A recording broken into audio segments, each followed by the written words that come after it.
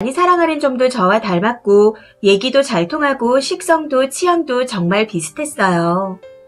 연애할 때 남편이 질투가 좀 있는 성격이라 사내에서 다른 남자 직원과 웃기만 해도 사랑 싸움을 했었는데 그건 그냥 저를 사랑해서라고 생각했습니다. 이런 성격의 사람이었을 줄은 정말 몰랐었죠. 저는 3살 때 아버지가 돌아가셨고 22살이 되는 해에 어머니께서 돌아가셨습니다.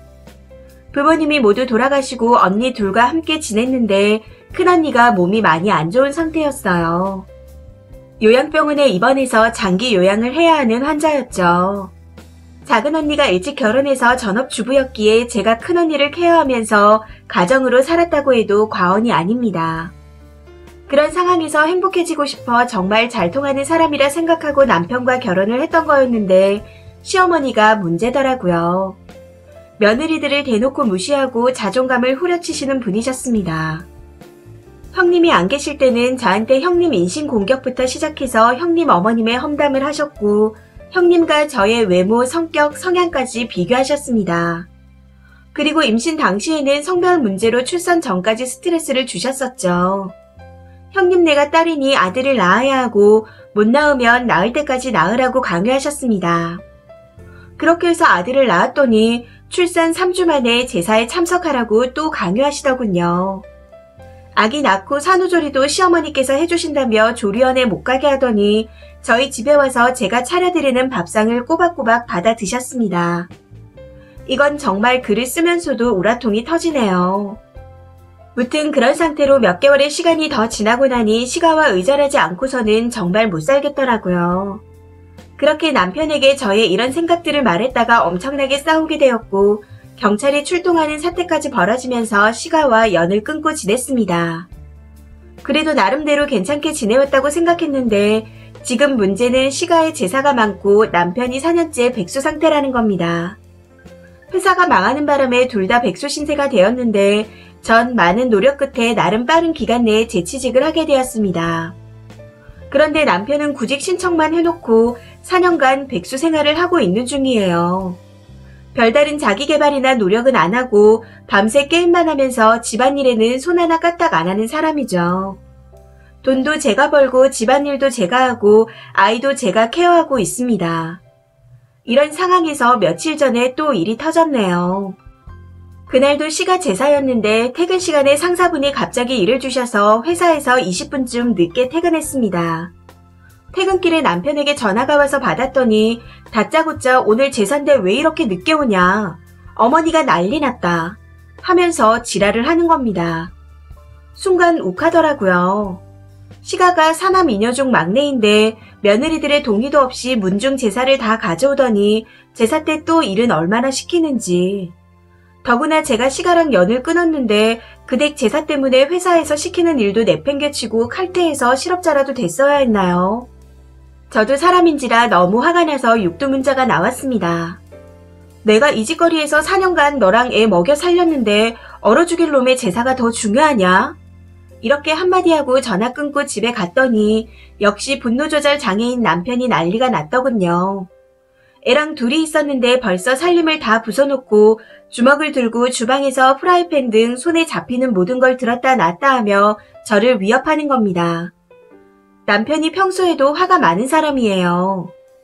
일단 늘 화가 나는 이유가 제가 자기를 무시하고 되는 일이 없어서랍니다.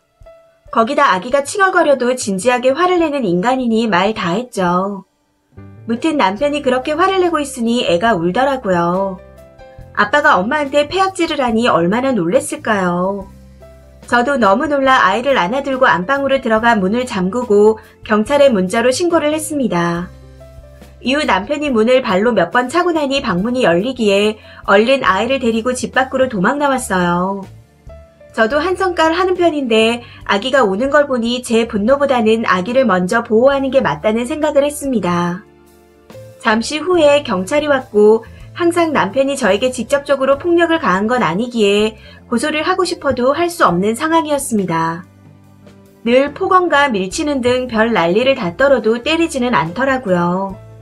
법적으로 불리해질까봐 그러는 것 같은데 차라리 시원하게 때려주면 형사 고소하고 끝낼 기회가 생길 텐데 하면서 답답한 마음까지 들었습니다. 무튼 엉망이 된 집안꼴을 본 경찰들이 남편에게 퇴거하라 했고 남편은 제사가 중요한 인간이라 그 길로 시가로 간 듯 했습니다. 저는 경찰분들과 함께 여성 청소년과 같은 곳에 가서 접근 금지 임시 조치를 했고 아이와 제 심리 상담을 예약하고 집으로 왔습니다. 그리고 집에 와서 남편 짐을 대충 다 싸서 밖에 내놓고 비번을 바꿨어요. 다음날 봤더니 짐은 다 가져갔더군요. 그런데 여기서 참 어이가 없는 건 그 지랄을 떨어놓고도 이혼은 못해준다고 당당하게 말하는 겁니다.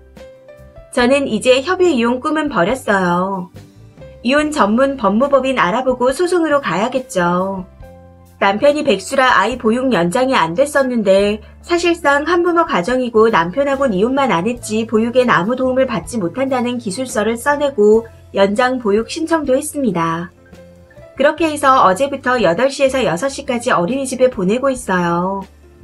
오랜 시간 아이를 어린이집에 보내는 게 마음에 걸리지만 남편이 없는 저희 집은 정말이지 천국이 따로 없는 듯합니다. 이혼을 앞두고 아들에게 아빠를 앗아가도 될 자격이 저한테 있는지 수천 번 고뇌하고 갈등했었는데 아들 앞에서 저를 위협하는 걸 보고 정신이 확 들었습니다.